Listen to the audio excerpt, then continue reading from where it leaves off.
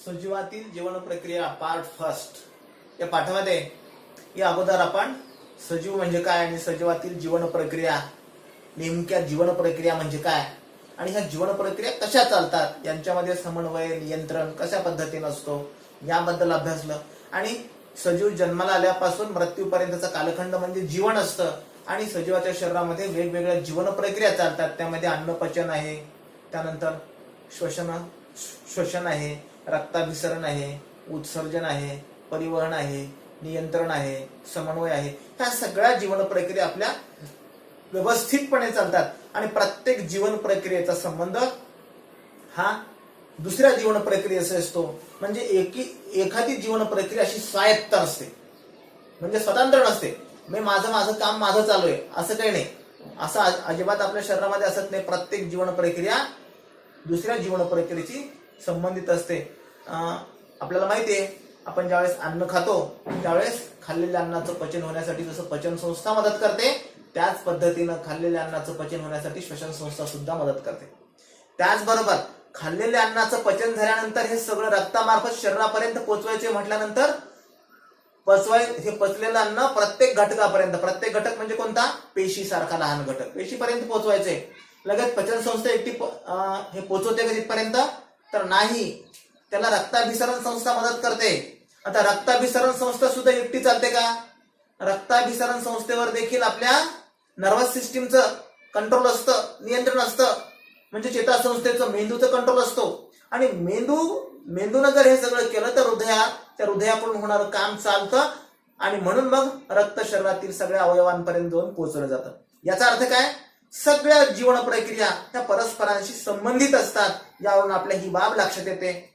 आज आता आपल्याला एक जीवन प्रक्रिया अभ्यासायची आहे आणि ती जीवन प्रक्रिया आहे श्वसन किंवा श्वसन संस्था आपल्या कशा पद्धतीने काम करते। या अगोदर तुम्ही मागच्या वर्गामध्ये श्वसन म्हणजे काय याच्याबद्दल अभ्यासलंय।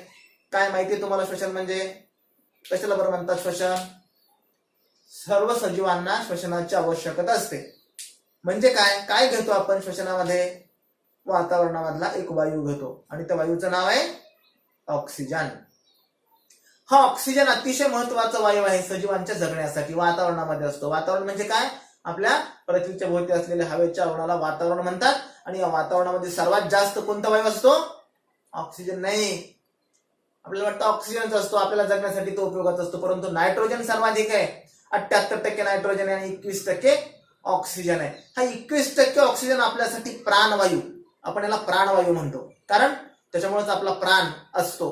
अन्यथा तो जर नसेल तर डायरेक्ट व्हेंटिलेटर, आणि व्हेंटिलेटरवर जायचं म्हटल्यानंतर दिवसाचा खर्च किती येतो माहितीये, साधारणपणे व्हेंटिलेटरचा खर्च दिवसभरासाठी आता कोविड-19 मध्ये कमीत कमी 2 लाख 3 लाख जास्तीत जास्त 7 लाख 10 लाखापर्यंत बिल व्हायला लागलेले व्हेंटिलेटरवर लावल्यानंतर, म्हणजे कृत्रिम श्वासोच्छवास दिल्यानंतर, औषधोपचार आणि व्हेंटिलेटरचा।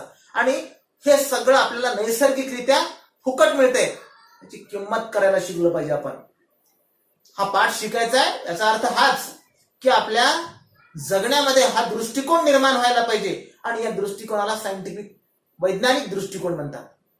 हा वैज्ञानिक दृष्टिकोन आपला कायम, आपण जोपर्यंत जिवंत आहे तोपर्यंत आणि मेल्यानंतर सुद्धा हा कायम जिवंत राहायला पाहिजे। दवाखान्यामध्ये गेल्यानंतर त्या व्हेंटिलेटरची किंमत आपण कमीत कमी 8 दिवसाची 15 दिवसाची जर 7 लाख किंवा 5 लाख बिल देत असलो तर आयुष्यभर जन्माला आल्यापासून आजपर्यंत याचं बिल किती झालं याचा कधी विचार केला का? आणि हे सगळं आपल्या शरीरामध्ये चालतं, मग शरीराची किंमत करायला पाहिजे की नाही करायला पाहिजे, नक्की करायला पाहिजे। शरीराकडे अजिबात दुर्लक्ष करून चालणार नाही। म्हणून वाटेल ते खायचं नाही, वाटेल तिथं जायचं नाही आणि वाटेल तो वास घ्यायचा नाही। कारण दुर्गंधीयुक्त पदार्थ जर आपल्या शरीरामध्ये गेले किंवा खाण्यामधून दूषित पदार्थ जर आपल्या शरीरामध्ये गेले, हॉटेलमधलं खाणं शक्यतो टाळलं पाहिजे। फार इमर्जन्सी आहे, जमातच नाही, भागतच नाही, अशा वेळी हौस आणि मजा म्हणून कधी हॉटेलमध्ये जायचं नाही, टाइमपास म्हणून कधी काही खायचं नाही। ह्या गोष्टी आपण लक्षात घेणं गरजेचं आहे। आपल्याला शिकायचे श्वसनामध्ये ऑक्सिजन शरीराच्या आत जातो आणि शरीरामधला एक वायू बाहेर टाकला जातो। तो वायू कोणता, कार्बन डायऑक्साईड। वातावरणाचा घटक आहे हा कार्बन डायऑक्साईड सुद्धा। 78% नायट्रोजन आणि 21% ऑक्सिजन, उरलेल्या 1% हा कार्बन डायऑक्साईड देखील असतो। किती असतो कार्बन डायऑक्साईड, 0.029% असतो कार्बन डायऑक्साईड। मग 1% 0.029% कार्बन डायऑक्साईड, आणि त्याच्यानंतर काय असतो, हायड्रोजन पण असतो. त्याच्यानंतर काय असतं, पाण्याची वाफ असते, धुलीकण असतात, धूर असतं, धुके असतात आणि इतर वायू असतात. इतर वायूमध्ये helium, neon, argon, krypton, xenon आणि रेडॉन हे सगळे इतर वायू 1% असतात.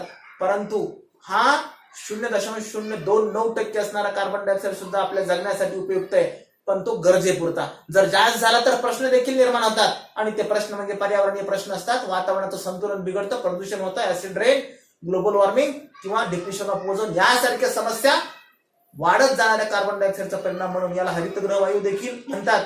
हा हरितगृह वायू उपयुक्त आहे, या पृथ्वीला उबदार बनवण्याचं काम करतो, आणि म्हणूनच या ठिकाणी ही सृष्टी हिरवीगार आहे या कार्बन डायऑक्साईड मुळे. परंतु जर प्रमाण 0.029% पेक्षा जास्त झालं त्याचे विपरीत परिणाम होतात, आणि गेल्या काही दिवसामध्ये हे प्रमाण 0.029% वरून ते 0.039 ला पार करून गेले, 0.045च्या पुढे चाललेले आहे हे प्रमाण. आणि ही बाब आपल्यासाठी धोक्याची आहे, याकडे आपण दुर्लक्ष करून चालणार नाही. श्वासामध्ये आपण ऑक्सिजन घेतो आणि कार्बन डायऑक्साईड वायू शरीराच्या बाहेर सोडतो. या प्रक्रिया होत असताना हे श्वसन 2 टप्प्यामध्ये होतं. आतापर्यंत आपण एवढंच शिकलो, नाकावाट वातावरणातील ऑक्सिजन किंवा नाकावाट हवा आत घेणे, ऑक्सिजन पुन्हा अजून पुढच्या टप्प्यामध्ये शिकलो. नाकावाट वातावरणातील हवा आत घेणे आणि आतील हवा बाहेर सोडणे. आता हवेतील ऑक्सिजन आत घेणे आणि मधला फुफ्फुसामधला कार्बन डायऑक्साईड नाकावाट बाहेर सोडणे नंतर शिकलो. आता अजून पुढचे टप्पे आपल्याला शिकायचे श्वसनामध्ये, म्हणजे श्वसन प्रक्रिया आता विस्ताराने शिकायची, कारण आपण आता मोठे झालो. आपल्या शरीरामध्ये श्वसन कशा प्रकारे चालतं, 2 टप्प्यामध्ये चालतं आपल्या शरीरामध्ये श्वसन. एक चालतं शरीर स्तरावर आणि दुसरं चालतं पेशी स्तरावर. तुमच्या पुस्तकामध्ये एक आकृती दिलेली आहे, ही आकृती पहा, आणि या आकृतीचं जर निरीक्षण केलं तर तुमच्या लक्षात येईल. तुम्हाला तिथे रिकाम्या जागा भरा म्हणून सांगितलेलं आहे, त्या रिकाम्या जागा आता तुम्हाला भरायच्या आहेत. त्या आकृतीमध्ये ही नाव आहेत. आता तिथं पहिलं नाव काय द्यावं लागेल, अलीकडच्या बाजूला पहिल्या चौकोनामध्ये नाक, त्यानंतर त्याच्या खाली तोंड, त्याच्यानंतर खालचं नाव स्वरयंत्र, नंतर श्वसनिका, हे तुम्हाला करायला सांगितलेलं आहे. आणि श्वासपटल, श्वासपटलाच्या खालच्या बाजूला अजून एक गोलमध्ये दाखवलेले आहे, ते गोलमध्ये तिथं ते काय नाव आहे, तिथं ते वायुकोश आहेत. श्वास घेण्यासाठी हे वायुकोश देखील मदत करतात. आणि इकडचे जे 2 नाव आहेत त्याच्यामध्ये वरचं पहिलं नाव श्वासनलिका आणि त्याच्या खाली फुफ्फुस, अशा प्रकारे आपल्याला त्याचं नामनिर्देशन करता येईल. त्यानंतर आता 2 टप्प्यामध्ये आपल्या शरीरामध्ये श्वसनाची प्रक्रिया चालते. कशी चालते श्वसनाची प्रक्रिया 2 टप्प्यामध्ये? पहिला टप्पा आपल्या शरीरामध्ये होतो. शरीरामध्ये हे सगळं होतं, वातावरणातील ऑक्सिजन आपण नाकावाट आत घेतो आणि आत म्हणजे कशात, फुफ्फुसामध्ये घेतो, नाहीतर कशात घेतो ते पण पंचायत अजून, हृदयात जातो का काय, फुफ्फुसात जातो. आणि फुफ्फुसामधलं कार्बन डायऑक्साईड आपण परत एकदा नाकावाट बाहेर टाकतो. आता जी तुम्ही आकृती पाहिली, त्या आकृतीमध्ये जे इंद्रिय आहेत हे सगळे इंद्रिय श्वसन संस्थेशी संबंधित आहेत. आणि यामध्ये 2 टप्प्यावर, अगोदर सुरुवातीला शरीर स्तरावर आणि नंतर पेशी स्तरावर. शरीर स्तरावरचा प्रकार हा आत्ताचा, श्वास, ऑक्सिजन घेणे आणि कार्बन डायऑक्साईड सोडणे.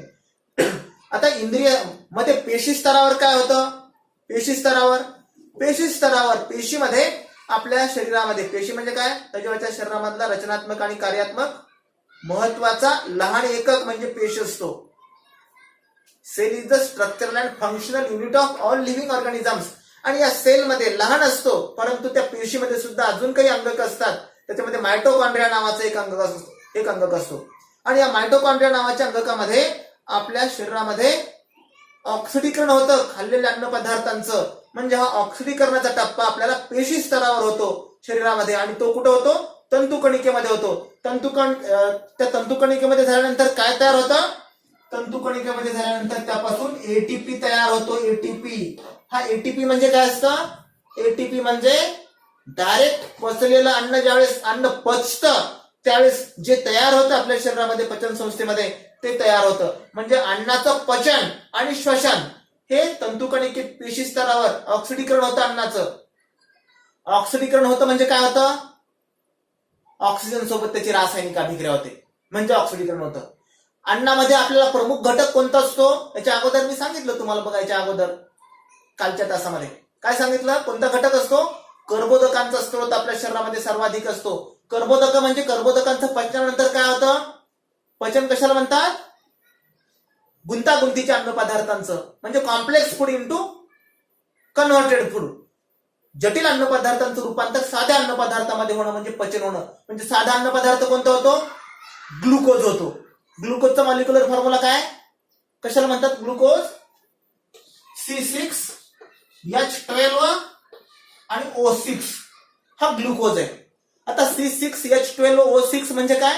याच्यामध्ये कार्बनचे 6 आहेत, हायड्रोजनचे 12 आहेत आणि ऑक्सिजनचे 6 आहेत. हा ग्लुकोजचा रेणू तयार झाला. हा ग्लुकोजचा रेणू आपला कशामधून तयार होतो? खाल्लेल्या कर्बोदकांमधून तयार होतो. आणि कर्बोदकांमधून तयार झालेल्या ग्लुकोजच्या रेणूची रचना कशी झालेली? हे एक संयुग आहे. याला आपण कंपाऊंड म्हणतो. कसलं संयुग आहे हे? रासायनिक अभिक्रिया झाली, याच्यामध्ये बंध आहेत. कार्बन, हायड्रोजन आणि ऑक्सिजन यांच्यामध्ये एक बंध तयार झाले. कोणते बंध आहेत ते? बंधाचे प्रकार आपण याच्या अगोदर अभ्यासले. कोणते बरं बंध ते? आयनिक बंध आणि सहसंयोजी बंध. आयनिक बंध कशाला म्हणतात? आपल्याला लगेच प्रश्न, विज्ञानामध्ये प्रश्नांची शृंखला कधी संपतच नसते. सोडून जायचं का घेऊन त्याला सोबत घेऊन विचार करत करत जायचं, हा आपला प्रश्न आहे. कोणते बंध? आयनिक बंध आणि सहसंयोजी बंध. आयनिक बंध म्हणजे काय? शिकलो आपण, बघा आठवते का?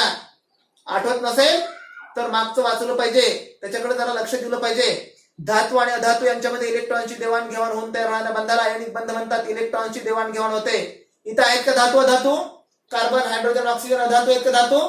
सगळेच अधातू आहे. आणि अधातू यांच्यामध्ये इलेक्ट्रॉनची भागीदारी होऊन तयार होणाऱ्या संयुगांना सहसंयोजी संयुग म्हणतात.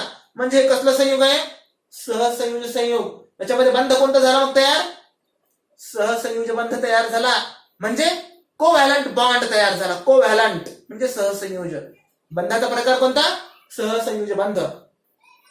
आता सहसंयोजी बंध झाला म्हणजे इलेक्ट्रॉन्सची भागीदारी झाली. याचा अर्थ यावरून हा आपल्याला लक्षात यायला हवा. आता याच्यामध्ये कार्बन, हायड्रोजन आणि ऑक्सिजन आहेत. या रेणूचं, हा रेणू तयार होतं पचल्यानंतर ग्लुकोज. आणि मग याचं ऑक्सिडीकरण कुठं होतं?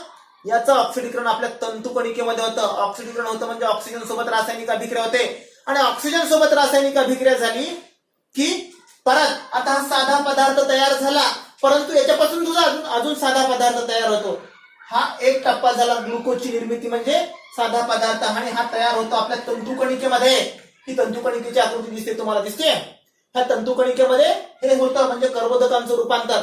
म्हणजे भाकरी किंवा गव्हाची पोळी किंवा मका, तांदूळ, बटाटा यासारख्या कर्बोदकीय स्त्रोतांचं रूपांतर ग्लुकोज मध्ये होतं. आणि ते तंतुकणिकेमध्ये होतं म्हणजे पेशी स्तरावर होणार हे शोषणामधून होतं. श्वासावाटे घेतलेला ऑक्सिजन या अन्नपदार्थांचं ऑक्सिडीकरण करतो. आणि काय तयार होतं? एटीपी तयार होतो. एटीपी. एटीपी म्हणजे काय? ऍडिनोसिन ट्रायफॉस्फेट. हा ऍडिनोसिन ट्रायफॉस्फेट काय असतो? रक्तामध्ये मिसळण्याजोगा पदार्थ असतो. म्हणजे आपण जे खातो ते जटिल असतं. कॉम्प्लेक्स फूड हे complex food is converted into simple food. म्हणजे जटिल अन्न पदार्थाचं रूपांतर साध्या अन्न पदार्थामध्ये. भाकरी जशाला तशी रक्तामध्ये मिसळते का? गव्हाची पोळी जशाला तशी रक्तामध्ये मिसळते का? मिसळत नाही. त्याचं एटीपी मध्ये कन्व्हर्जन व्हावं लागतं. आणि हे एटीपी मध्ये कन्व्हर्जन करण्याचं काम आपल्या शरीरामध्ये तंतुकणिका करतात. आणि तंतुकणिकेमध्ये श्वासावाटे घेतलेला ऑक्सिजन ह्या कर्बोदकांचं विघटन करतो आणि त्याचं रूपांतर एटीपी मध्ये करतो. म्हणजे साध्या अन्न पदार्थामध्ये करतो. आणि नंतर हे तयार झालेले एटीपी रक्तामध्ये मिसळतात आणि आपल्या शरीरातील सर्व या अवयवांपर्यंत पोहोचले जातात. एटीपी म्हणजे काय?